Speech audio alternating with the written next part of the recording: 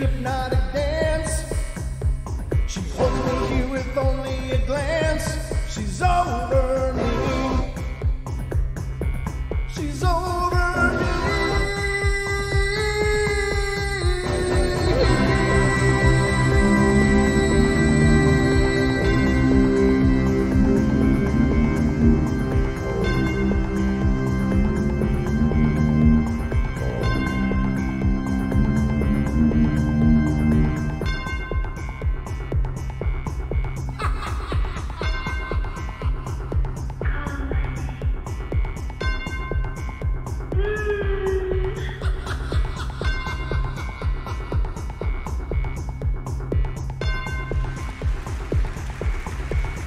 And ladies and gentlemen, welcome to the Thursday edition of the Bedtime Stories From Beyond from the Paranormal Portal. I'm your host, Brent Thomas. I hope you're having a great night. Thank you so much for being here. And thank you to all of you who joined us last night on our Wednesday edition. Our 2-hour Wednesday show was a lot of fun, a lot of laughs, great interaction with you guys and all the callers and stuff. It was really, really cool. And I want to thank you all for that. But I hope you all are ready because it's time for bed.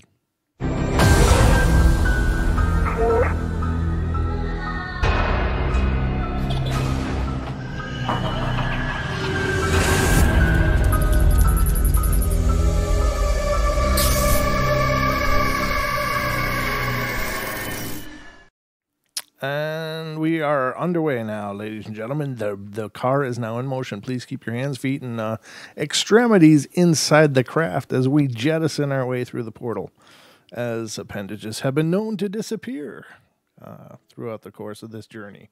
Hope you guys are having a great Thursday. Hope you had a great Thursday, and tomorrow's Friday, so things are looking up. I hope that... Am I hearing music? Yeah. I am. Sorry.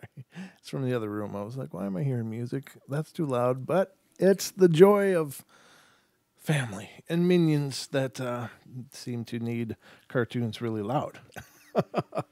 So I hope you guys are having a great day, and thanks so much for being here. Again, last night was a lot of fun. Really enjoyed it. I learned a bunch as well, which was really cool. I always love that about doing the shows is the ability to learn so much. I think that, there's, of course, nobody knows it all with the paranormal, and nobody knows much of anything really with the paranormal. We just all have a bunch of ideas and theories, but I think it's, it's really incredible. The more minds that get involved, the more people that are sharing ideas, the more that things are discussed, the more I feel like I understand it. And maybe I do, maybe I don't. I don't know. I believe I do, though. And I think it's a lot to do with your guys' images. Now, I do want to take a moment and say especially a belated happy birthday to little Alice. It was her birthday yesterday, and I didn't see the message during the show, Julia, so I'm sorry I didn't see that, but happy birthday to little Alice, and I hope you had a wonderful day. And please give her a big hug from her Uncle Brent.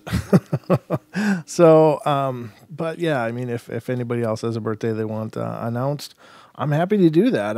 I'm so sorry I didn't see that yesterday. So, but anyway, let's see. I got stories pulled up for you guys. The phone lines are open as usual. So if you want to be a part of the show, then please do that. And we already have a call coming in, so let's see what's going on. This is area code 647. You are on the air. Hello? Hello, how are you? Can you hear me? I can hear you. I'm good. How are you? I'm doing really well, thank you. Who am I speaking with? My name is Oracle Eyes. Oracle Eyes? Okay. Nice to meet you. Yes. I had a question for you. My mom, she passed away a month ago, and she was not on the same tip as most of us are as far as understanding the matrix in which we live in. Mm-hmm. And as she had already passed away and I was lying beside her, and I kept telling her, even though she was already gone, sorry if I'm starting to get emotional. I kept telling her not to go into the light because it was a trick. And I was like, Mom, whatever you do, don't go into the light. As long as you don't want to come back here, don't go into the light. But with her not having the same belief system as me, I was wondering where she might have gone. Well, that's certainly a tough one for anybody to try to answer. I can just tell you that we don't know. I believe. Here's the thing. I believe that we all have this divine light, this divine spark. We're all these creator beings. We are generating and manifesting this consciousness around us. And of course, I honestly believe that when our time is done, of course, some people may choose to stay on for some reason or another. Others may choose to return. Others may choose to redo it again because they didn't feel like they did it right the first time. And I know what you're talking about with the idea of going into the light is the recycling kind of entrance. And even the Buddhist belief is talking about waiting for a blue light, apparently, or something to that effect. It's hard to know because I believe that energy follows intention. And of course, whatever we expect is what will manifest to some degree. But I think, honestly, that in most cases, people feel like they just woke up from a dream and they are more realized in their true and complete selves rather than these fragments of ourselves that are manifest in this realm. I know there's a lot of different ideas going around, and I know it's really hard to know what to believe and what not to believe, but I can tell you is that your mother is fine. I'm sure of it. And whenever you think of her, just wrap her in all your love and light, and she will be embraced. And I'm sure that she will make herself known to you in some way or another. Now, I do believe when we pass and when we make our journey home, whatever home means, whatever it looks like, whatever it is, I believe that we can come back and visit and keep track of and look after those that we love. I really do believe that. And I believe that your mom is assuredly going to do the same thing with you and to those that she loved. I don't know if you're familiar with the story of my father that passed. Are you familiar with that? Yes, I am. Okay. Well, in his case, he had absolutely no belief in anything. I mean, he believed that when he died, he would go to a better place. But a very stoic man, no spirituality of any kind. He was just a worker. That's what he loved to do, and that's what he took pride in. And he had some belief of an afterlife, but nothing really dogmatic or anything. And I am sure that he is visiting my family and myself regularly, and perhaps to do things that he didn't do in life enough. Like, he was a very stoic man, not a very emotional, wearing his heart on his sleeve kind of guy. But I think he's doing that in his life now, that he's making those connections that he just kind of pushed away in life. And so for him, that's probably very healing. I know for me, it's been very healing. But Okay. all I can tell you is don't worry, and don't. I know where you're coming from with this idea that you have of what's going on and what will go on. Quite honestly, sometimes those things are scary, and then when our loved ones go, it really terrifies us. No, go ahead. Well, for those of us especially for those of us who are here on our last lifetime, and we have no intention of coming back. And when we pass, we're going to go through that portal and go wake up to the real life, the real world, because we're not going to come back here again. And then those who get recycled, like I think my mom might get recycled, and I'm thinking, like your father, if he got recycled and you decide to not come back, would you ever see your father again in eternity? If he decides to recycle and you decide to exit the matrix. Yes, absolutely. I think that perfect world that we all hope to go to, I don't think there is no barriers. There's no separation anymore, because in fundamental physics, everything is energy, and so there's this cycle of perhaps rebirth and reincarnation and stuff like that. But for those that wish not to reincarnate, they don't have those degrees of separation anymore because they're automatically, by virtue of being in that divine mind, they are already connected to everything. And so, yeah, you'll be completely connected to everyone and everything. But there won't be the illusions of, well, this is my family and that's not my family. It's all going to be your family. You're going to be part of the source of all light and life, I believe. Oh, thank you so much, Mr. Thomas. I so appreciate what you said. Oh, well, you're welcome, and it's just Brent. Just call me Brent. But I appreciate you calling in so much, and thank you. And I'm so sorry for your loss. I really am. But just know that your energy will follow your intention too. So wrap your mom with that love, and send it to her, knowing full well it's getting there and she's receiving it. And I know you'll feel it reciprocate. Oh, thank you so much for saying that to me. I needed to hear those words. Oh, you bet. And please reach out to me anytime you want, whether on the show or if you just want to email, just email paranormalportalradio@gmail.com. I'd love to hear more from you. Awesome. Thank you so much. And I'm going to stay with you for the rest of the show.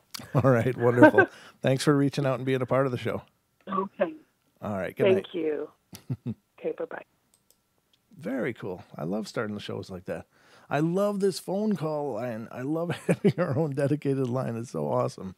I love that we can connect, at any time during the shows, as long as, but not in 3 a.m. or something. No, I'm just being silly now. But no, I thank you so much for your call. I love those kind of discussions because, and I'm sorry, I don't ever want to sound like I have all the answers, because I don't. I really wish I did, but there's some things that I know just in my heart of hearts. There's other things that I don't know. I'm confused just like the rest of you guys. So, I don't ever want to portray myself as some kind of authority. I'm just me. This is my spirituality. This is what's worked for me. And my spirituality is growing and evolving as well. So, but I really appreciate the fact that you guys believe in me enough to ask these kind of questions that, that's very humbling. I just really hope that whatever I tell you helps, because, it's at the same time, it feels like, well, God, what if I screw this up? Because I'm a human too. I'm a human being, I don't want to tell somebody the wrong thing and really break their heart or really screw them up or something. So but just my 2 cents, but thank you so much. I really appreciate that call. So, you're welcome, Arclize. Thank you so much. That was really cool. All right. So let's get to some stories. First I should do some shout outs, just see who's all in here thus far. It's pretty little crowd. That's all right though. It doesn't have to be big crowds for the portal. I do this show just for one person. That to me is not what it's all about. But so far, Julia's in here. Dana is in here. Diana is in here. Gemini, Haxer, Lady Death, MCAT, Orclize, Orange County Girl. Sorry. My tongue got a little fat in my mouth there. And Sarah is here. All right, guys. Love you all. And thank you so much for being here. All right. So let's get to some of these stories. The meat of the show. Oh, actually, I think the meat of the show was that call. That was my highlight so far. But I'm happy to read you guys' stories too. So this is the first one. It's coming out of Georgia. This story is about my son. Blah, blah, blah, blah. Well, my son's grandfather on his dad's side, I did blah, blah, blah, because there's a bunch of lead up that's fluffy and we don't need to share all of that. But my son's grandfather on his dad's side died of a stroke when my son was only 4 years old. My son was just the apple of his eye, but it had been a while since they'd seen each other, and we lived several hours apart. Several years after his death, my son was about 7 at this time, and we moved out of the States and in a new apartment. And after his grandfather died, I had a portrait of the two of them enlarged. And when we moved, I had hung the portrait on his wall in this bedroom to remember him. One day in this new apartment, I was laying in my bed.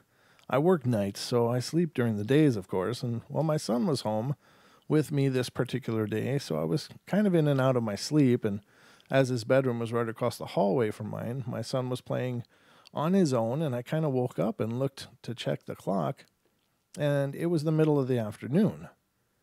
As I woke up, I could hear my son talking to himself in his room. I didn't think much of it. Of course, he was only 7, and all of a sudden I heard him kind of say something in a weird way, and then I heard him jump up, and he came running into my room, and I said, "What's wrong, baby?" And in my usual motherly way, and my son says to me, "Mommy, I was just looking at Grandpa's picture on the wall, and I said hi to him, and he winked at me." Of course, that kind of spooked me out, and then I just tried to brush it off as the mind of a 7-year-old, only my son has never forgotten that. My son is now 12, and he still mentions his grandfather winking at him all those years ago. I never bring it up or mention it, but something must make him think about it from time to time, and to this day, his story is always the same. I don't know what to think of this story. I mean, my son was only 7 at that time, and I had no reason to lie. After all, I'd been laying there in my room and heard him when he jumped up and came running into my room. Something startled him at that moment. I'm sure his grandfather was watching over him that day, and even now we have moved into a new home, and just the other night we noticed a white glow on the wall in the corner of the room, and we tried to find the source, like maybe the light outside or was reflecting or off of something, but everything we tried in the dark did not make this glow go away. Now my son sleeps with his lights and TV on every night. Very, very cool. And again, it's kind of perfect for, the start of the show that we would have a story like that of the grandfather's keeping tabs on his grandson. Kind of fits the narrative. You can't make this stuff up sometimes. Well, not ever. I don't make anything up on this show, but I'm just saying, it's just kind of funny that the first story I would read would tie in so well with the phone call conversation. That's serendipity. So this one's coming out of Kentucky. Me, my sister, and mother and father moved to this house in Waco, Kentucky. My nieces lived right across from us, and one night I was on the computer, and my sister and 2 nieces were in our room. We had 2 rooms in one, and my bed was on the built-on side, and they were all sitting on my sister's bed, which was on the other side. And all of a sudden, I heard my name being yelled. I go and open the door, and they were all pointing to my bed, and I looked over there, and the front of the bed was sunk in as if someone was sitting on it. And they said they saw a young Indian girl holding a doll. Waco used to be Indian ground. So I opened the door and I told them to get out, and we went to sit in the living room, but my mother said it was the pillow, where it had a hole in the middle, but the whole side of the bed was sinking. There have been other things that have happened here too, such as my uncle died here in our room from a heart attack. My sister said that when she would be laying down, she'd look over at the small fan and she'd see a figure looking down at her, and she said that she suddenly got the feeling to say his name, and when she did, he bent over and stretched out his hand as if he was trying to touch her. Another one that I've had was in my mother's room. You get this awful feeling of a strong evil presence in her room when the lights are off. But one night, I got a different bed, and it was placed right next to my sister's, and I could see into the living room. From the kitchen to my mother's room, there was a small hallway where Mom has the washer and dryer, and I was lying in the bed when I saw a girl standing right in front of the hallways, hunched over as if she were crying. Right after that, all the other experiences happened, and it seemed like the whole house was being watched. One night my sister was sleeping on the couch, and she was turned facing the wall, and she said she felt breathing on her ear and neck. So she turned around and saw a little black dog, and she said it looked like it barked, but she couldn't hear anything. And then it ran into the kitchen and disappeared. The next morning, she drew what it looked like and how it was sitting. My sister also laid on her bed and she'd listen to her CD player until she fell asleep. Well, one night she was laying there about to go to sleep and she took off her headphones and laid it beside her, and she said later she heard like the headphones being pulled up and down, making the rigid noise. About 2 or 3 years here, my granny was asleep in my room, I was in my bed, my sister was asleep on the couch, and every time I woke up, the door would be opened a little more each time. I woke up about 6 or 7 times that night, and when I finally woke up for the last time, it was completely open. Also, sometime at night, I got up to use the bathroom, and I opened the door, and it felt like someone was behind it, and opened it with me. It actually pulled me, and this happened with my niece as well. One day, I put a recorder in the end of my bed, and where the little girl had sat, and when we came to check on it later, it seemed to just shut off. In my mother's room, she would keep dolls above her bed, and one night, me and my niece were lying down watching TV, and the doll of the cowboy fell, and the doll looked like it was staring right at us. The doll is still in the same spot. We never did touch it. Once my sister and 2 nieces were in my mother's room, and my older niece just seemed to stop, and her arms were crossed around her chest, and her hands weren't holding her arms to hold them in place, though, and my sister was trying to pull them apart, and they wouldn't move, as if something was holding her. Everyone has seen something, like figures and faces and showdowns, and we also hear things, and I still live in this house today. That's an interesting one. It sounds like there's, perhaps some kind of, I don't want to say a portal necessarily, because it doesn't seem like a whole various bunch of different spirits, but it does seem to be a convergence of some kind, that they're pretty active in that house. That's pretty interesting. All right, just one sec. I gotta get a drink. Hold on.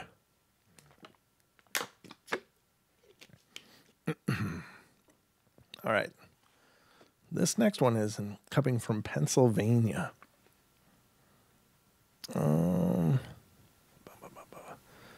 Okay. My wife and I began living in our first apartment for 5 months now. It's a nice place, and it's on the first floor. It has its own entrance, and we all have a nice little patio, and the apartment is just not big enough for us and our dogs, so soon to be dogs. Oh, okay, they don't actually have any yet, but they're getting them. So we'll be moving out when the lease is up in February. Since we moved in, my wife has had terrible night terrors and has been awakened by something more times than I can count.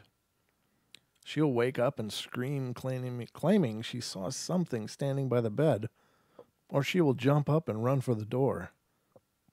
She ran for the door back in April and ran back to bed, all while asleep, mind you, and slammed her leg into the bed's footboard and still has a huge welt. I'm not sure when this was actually. It was recorded July 11th, so yeah, that's quite a long time. I certainly believe in ghosts and spirits, but I just never saw or heard anything out of the ordinary, so I just assumed it was the stress of the marriage and having our first place, and then I started seeing things, and I'd like to say I had willed myself into seeing things, but that really is not the case. What tends to happen is I will see things moving out of the corner of my eye, or I will be in the bathroom in front of the mirror, and I swear I see this thing reflected behind me. I'll get into that in a second. There have been a number of occasions that I have been home during the day, and I've been suffering from some health issues and have been out on leave, and things just don't seem right. Movements and sounds all over, just odd. I'd love to believe it was my illness playing tricks on me or just sounds from the other tenants, but I am alert, and the walls, floors, and ceilings in our complex are solid concrete. Another thing, our dog, Murphy, a Jack/Boston, I guess a couple of terrier mixes there, has been acting very odd. He'll bark at invisible things. He gets really snippy with us when we try to pick him up, which he never did before. And he's developed this tremendous fear of heat and smoke. And every time I'm cooking or have the oven on, he hides in the computer room and sometimes will relieve himself on the floor. This is all new. And for some reason, he will just not relax unless I'm in the living room with him. If I'm on the computer, he will not stay in there with me. But when I go into the living room, he'll just sit there. Yesterday, as an example, I was on the computer, in the computer room for a good amount of time, and he would just walk back and forth until I was done in there. When I finally sat down on the couch, he was so exhausted from walking back and forth, he fell asleep. Just odd. Now, the thing with that is the other night, our good buddy Haxer called in and talked about the psychomantium, and basically what that is it's a scrying mirror for more of a layman's term, but it's the idea of sitting in a darkened room with a mirror in front of you, tilted at a bit of an angle so you don't see your own reflection, but you basically put like a nightlight behind you. It's, the idea is to sit in a pitch black room with just a nightlight behind you, stare at the mirror, and people have encountered deceased loved ones. They've encountered many amazing things using this technique, and it's almost a form of meditation, but it's like meditation and channeling all into one, and it's really, really pretty effective as far as techniques go for trying to get into contact with your deceased loved ones.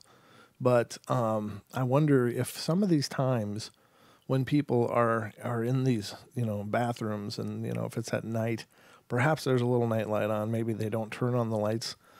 And so it basically mimics the psychomantium experience in that, if it's darkened and has just very little light, people are usually in a pretty relaxed state from being asleep, getting up to use the restroom, and, perhaps they're able to experience more than just a normal reflection. But the activity with the dog, the behaviors of the dog changing, I think are pretty key, and it honestly could be reactions from just a really high EM field. They said the building was concrete floors and stuff, and I don't know, but I would assume then that it's not a real high-end kind of living situation. So I would almost bet that there was some pretty big, maybe high-tension wires going through that area too. I don't know. I'm just guessing, but certainly EM fields can create a lot of uneasiness and feelings of being really uncomfortable and stuff, and that's definitely something to rule out before jumping to the paranormal. And that's where, things like K2 meters can be helpful, is to, look into that kind of thing, because, if you've got really high EM fields going on, there's some electrician work that needs doing, because it's not healthy as well. I mean, living in a high EM field is not good for you. So definitely something to check into. If you ever notice that feeling, and some people talk about, these smart meters, and maybe there's something to that they're generating, that high wireless signal is screwing with people as well. I don't know. I do know that our worlds are driven by being connected now, and I know that we are bombarded with so much more. Every day we are getting hammered by waves that didn't used to be there 10 years ago. And the intensity of these waves keeps increasing and increasing because, it's all about being connected, even, no matter what. And so we're going to have serious issues with this, because, it's this reckless abandon of releasing new technologies without really understanding the effects that it has on our living bodies, and even our foods that we eat and stuff. I mean, my God, so I don't know. I mean, yeah, And that may be part of why the reporting of paranormal instances is on the rise, is maybe it is an effect of people living in these, all these, different wavelengths of radiation, whether it's EM radiation or, I'm not talking like nuclear radiation or atomic radiation, but I'm talking about, being bombarded by these signals all the time. Our bodies are about the most intricate thing going on in the universe that we understand. So to think that being hammered by these wavelengths constantly would have no effect is just foolishness. I mean, there's got to be something happening with this stuff. I mean, there's everything in this world has a cost. Everything costs something. You can't introduce something new without having something of a reaction from that new. It's not like, hey, here's your new iPhone with 50 gigahertz or whatever they come up with, and have a nice day. Everything's the same as it was, except now you're more connected. It's like, no, something will change as a result of this, whether it's in some kind of huge outbreaks of health issues or whatever. And I don't pretend to know. I mean, I've heard the claims, but I don't know. I don't know enough about them to sit here on my show and go, well, if you use this so many gigahertz of this, then you're going to subject yourself to potentially this. And and I know the claims are out there, but I've been alive a little while, and I've heard a lot of fantastic claims through the years about all this detrimental stuff, and I don't know if it's ever as bad as some people believe, but there is a price, there is a cost to everything. So I think that this abandon with releasing new technologies without really understanding the ramifications, even on our natural world around us, there's going to be some price. That's just the way it is. It's the whole deal of equivalent exchange, So keep that in mind as you get the newest phone or the newest router or the newest whatever. That it's going to be faster, stronger, better, but there's a price, and it's not just monetary. I mean, so be careful and do your research. Come to your own conclusions. I'm just saying. I'm certainly not meaning to scare anybody, but if we we just can't believe that it's the same world as it was in the 50s, but we now have the internet. I mean, things changed and are continuing to change, and I don't know. I hope that's making sense. It does in my head, but I don't know if it does to you guys. So, a truther, educate me. Oh, I don't know. I don't know who the truther is. I've known many truthers, and I think as much as some people would like to dismiss them as just some kind of fringe, I don't think so. I think there's something to what they're saying. I just don't know if it's quite what they're saying. I just don't know. But I think it's, girl talk. All right. Well, I'm in touch with my feminine side. What you saying? I'm a truther. Okay. Now I got to know what this means. What the hell is a truther? Either you tell me or I might have to Google it. Come on, guys. Oh, they're not even going to tell me. All right. That's not nice. All right, so let me continue here. So I just wanted to go over those things because I think they're important. They are considerations, and it's not really the scope of the show, but at the same time, when people talk about the raise in the paranormal incidences and stuff, well, there's a lot of things changing in our world, and so as these things change, perhaps it really does affect the veil between this world and the next. Maybe that's part of the cost, is that it changes how easy it is for spirits to traverse this realm and the next. I don't know. Maybe that's it. And maybe it's just generating so much EM fields and et cetera, that people are just dealing with more of the side effects, such as feeling like they're being watched or paranoid or whatever, So just some thoughts. I don't know. Did they say? See, they keep referring to this. A truther is me, Brent. Oh, you're a truther. Well, I know that kind of truther, but I'm hearing there's girl talk truther, and I don't know what that means. All right, so let's see. Next story. Next, we got one coming out of Texas, ladies and gentlemen. This summer, I became a believer. There's this creepy abandoned house right next to my friend's house. He said that a lady named Betty used to live there until she had a heart attack. And after she died, all her belongings were still inside the house, and some people broke into it one day and stole some of her jewelry. There's also a big shed in front of the house with some stuff in there like photos and plates, a fridge, and even a couch. And the first time I saw this house, it was really creepy, but I didn't expect much of it.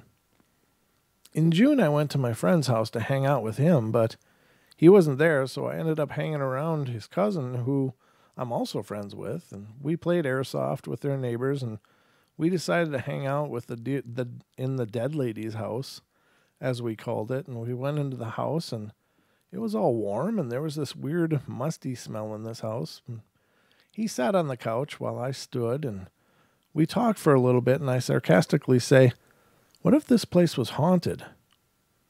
Then we hear stuff moving around in another room. And that's when we got the hell out of there.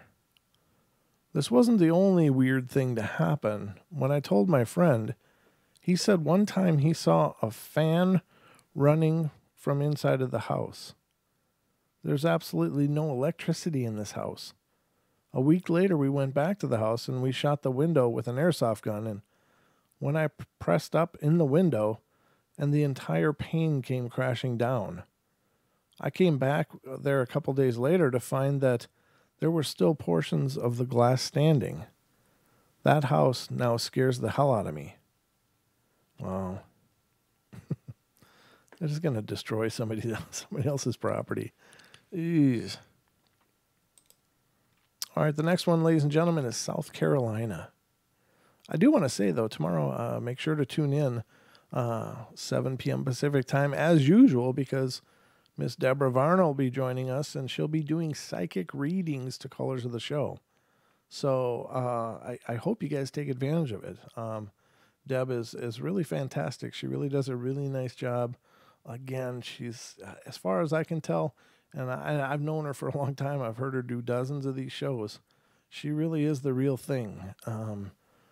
Her methodology is solid. There's not a lot of like psychological banter to lead people to things. It's like you'll call, she'll answer, we'll answer, and she'll say, "What's your name? What do you want to know?" So if you want to know about your job, about your relationship, about what's this year hold, you just want a general reading, romance, whatever, you tell her that, and then she goes, and she does her thing. And the feedback that I've gotten from so many people that have had readings on the show is how absolutely floored they were and how absolutely dead on she was and is. So definitely tune in because you're going to enjoy it. And she's such a sweetheart. She's just a dear friend of mine and part of the Paranormal Portal family. But if she wasn't the real deal, I sure wouldn't have her on the show.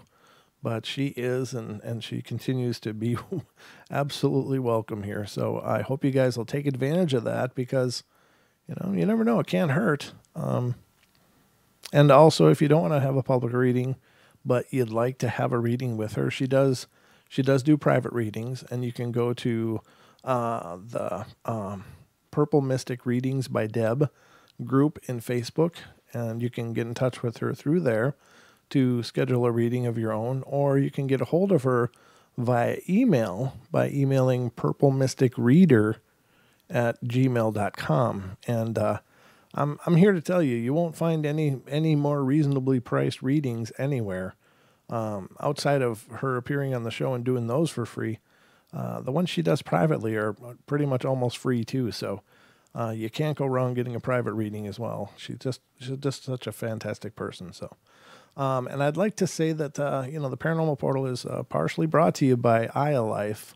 Again, iAlife.com if you're interested in what could be one of the greatest CBD products out there. I use it regularly. I really believe in it. I think it's wonderful stuff. So head over to iAlife.com, and if you use the keyword TFR on the checkout, you'll get 5% off. So pretty good deal and really great stuff. So check it out, ialife.com. So South Carolina is next, ladies and gentlemen. And I was brought up by the suburbs, in the suburbs of Columbia, South Carolina, in the 70s and 80s, and not a whole lot of spooky stuff going on. But I'd like to share what I do remember and recollect now as an adult. I grew up in Irmo, South Carolina, in a middle-class neighborhood that was just wonderful. We had a large colonial house that sat on pond front property. Pond front property. I've never heard that before. My family were the second owners of the house, and nothing really happened with the original owners. Nothing that would cause a haunting. My earliest memories of something being strange or off kilter were my experiences in the upstairs bathroom that my sister, brother, and I used. Many times, I'd be taking a shower and feel something watching me. I was scared to soap up my hair in fear that I couldn't see, and I never saw anything, but things would move from one place to another in the bathroom during those showers. I knew something was going on, but didn't know what. I thought at first that my siblings were playing tricks on me or something, and I thought that my missing or moved clothes were the antics of them, but I found out one night that this was just not true. The season was summer, and my family was at a local swim meet, and my older brother and younger sister swam on the team. Really wasn't not my thing in those days. I wanted to fish, and fish I did. I came home to an empty house, and the others were at the meet, and here I was, dirty as you can imagine, and I had mud all over my legs and on my shorts and that I was wearing, and I kicked off my shoes downstairs in the mud room, as Mom called it, and this is where you put your dirty mud shoes when entering the house so as not to track it around inside. And from here I headed upstairs to get a shower. Nothing strange. Not yet. I walked into the bathroom, took off my shorts, and laid them on the seat beneath a small window that looked over the backyard. I started the shower and got in, and I must admit that the feeling at the time was making my nerves crawl, but I ignored it. The warm water was really refreshing, and the soap smelled good as usual. Back then, Mom brought Prel to wash our hair with, and I cleaned all the dirt off myself and then washed again, knowing how it would not be gone after the first washing. And feeling clean and tired, I turned off the water and pulled back the shower curtain, and to my amazement, my clothes had been moved. My shirt was on the floor and obviously moved from the chair. I grabbed a towel and got out of the shower, and curious as to what had happened, the bathroom door was open, and a small trail of mud led out of the tile work of the bathroom to the hallway. Keep in mind, this was not a small bathroom. 2 sinks and a large toilet area, and I dried off and walked slowly out into the hallway and looked to my left, and nothing out of the ordinary. I looked to my right, and I saw a muddy trail all the way down the wall to the bottom of the stairs. At the bottom, of course, were my shorts. It was as if somebody had held my muddy shorts at arm level on the wall and walked all the way downstairs with them, leaving the trail behind. This would normally freak anyone out, but what do I do? I freak out knowing Mom was coming home soon, and I'd get my rear end worn out if I didn't get this cleaned up. I did my best to get rid of the red mud streaks out of the wallpaper, but was unsuccessful, and I was even more unsuccessful explaining the whole thing to Mom and Dad, as I'm sure you can imagine. But this is one experience in this house. Wow. Then there's a little ad below this: free magic ability test. Were you born with the power to do magic? Find out now. Answer question number 1. Are you a man or a woman? Wow, does that matter? No, I think that's hilarious. I believe everybody is born with the ability to do magic. It's just manifestation. It's just the ability to manifest your life, and you're doing it every day. You're doing it all the time. What? Oh, okay. Don was asking me a question about something different in the Facebook chat, so I don't know if it was necessarily for me, but where the hell was I? Oh, here we go. Anyway, so yes, you are all able to do magic. Every one of you, whether you believe you can or not, doesn't matter. You are manifesting stuff all the time. All right, the next one. California. It was 9 at night, and my friends and I were driving around, bored with absolutely nothing that we could figure out to do. And my friend Julia came up with the idea of going to the cemetery that is near the highway. It sounds like great fun. All of us agreed since we wanted to do a nightly scare, of course. So as we got to the cemetery, my friend who was driving parks in the 7-Eleven since there's no parking at the cemetery. And we all then walk a block or two to the cemetery. It was really dark and spooky. The air was really cold for a hot summer night, but no wind was blowing. I started to get nervous and clutch on my friend Julie's hand. I guess it was Julie. I said Julia, but anyway, it's Julie. And all of us continued to walk in as we were in the middle. We walked under one of the lights that kept the cemetery lit. And after we were all done passing it, the light shuts off. Oh, no. And none of the others had before. My friends and I get scared and run to the other side of the cemetery that is near the open street, and we start walking again, thinking it was just the cemetery's guard pulling a trick on us. By the time we go under another light, the light shuts off. And we again run all the way out of the cemetery, and we then knew that it was not a guard at all. After out of the creepy cemetery, the air gets warm again, and we all walk back to 7-Eleven. The guys soon said that they wanted to go back in and play cemetery tag, but Julie and I refused to go. Julie and I waited for the guys to finish their game at the 7-Eleven, and it was almost 10, and Julie had to be home before then. So did some of my other friends. Sorry, that just kind of fell apart. Julie then called Jerry and told him the time, and all the guys came back besides Jason, who was missing. Jerry went back into the cemetery and found Jason, who drove everybody and who had to go home. All was left was Jerry, Jason, and I, and we soon all decided to go back to the cemetery. But I chickened out and said I would go back in if I had a flashlight, and Jason then drives me home to get a flashlight. After grabbing 4 flashlights and extra batteries, I go downstairs and get into the car. Back at the cemetery, we go under more lights, and they keep turning on and off. It was really scary, and the air was still chilly and with no wind on a hot summer night. After walking the whole cemetery with all the lights turning on and off, and even when we went near them, we decided to walk back to the car at 7-Eleven. And by the time the 3 of us were in the middle of the cemetery, a bright flashlight is shined on us. It turns out the bright light was a cop. She asked what we were doing, and as we walked out of the cemetery, none of the lights turned on or off. Outside the cemetery was another officer who was a guy. The 3 of us got citations, and Jason drove home, while Jerry and I waited for my dad to pick us up.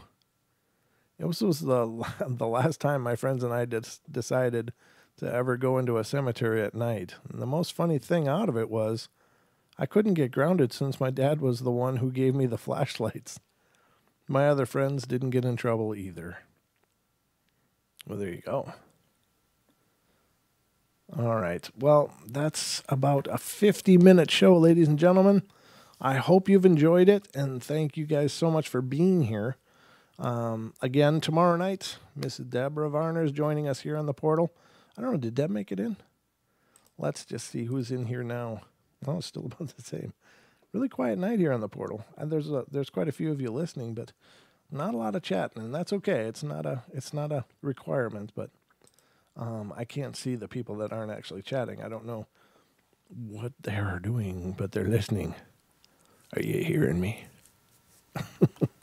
All right, so if you're not already subscribed, please subscribe and ring the bell. I would appreciate it. The numbers are really doing well, growing pretty amazingly. So Deb had been here. Oh, she went to bed. Okay. Thank you, Sarah. And, oh, you're welcome, Gemini. It's always a pleasure. I love you guys, and I'm glad you guys are here. I do want to know what a truther is, if there's some other meaning to it. I want to know, so somebody better email me. All right, guys. Well, I love you all. Be good, be kind, be nice. Take care of each other. Help each other out. Be there for each other. Find the magic in every day, and try to laugh as much as you can. That about wraps it up for tonight. So I will be back tomorrow night with Deb, and we'll be doing free readings. And the call-in number, of course, you can see. Good night, Annette, and good night, everybody. I'm just reading the chat. Oh, hey, lady. Good to see you, too, as well. Let's see. And good night, everybody else. What was I going to say? Oh, yeah, the readings. Make sure to take note of the new number. I'll have to announce it a lot tomorrow night because, of course, many people are on the TFR side are used to calling in as well, but the number has changed, so we'll have to be doing a lot of repetition on that for tomorrow night. But join us 7 p.m. Pacific Standard Time and get a reading of your own. Otherwise, reach out to Deb yourself and get a private reading. Again, it's so reasonably priced. You can't go wrong. So I love you guys, and I will see you tomorrow night. So be good, and sweet dreams.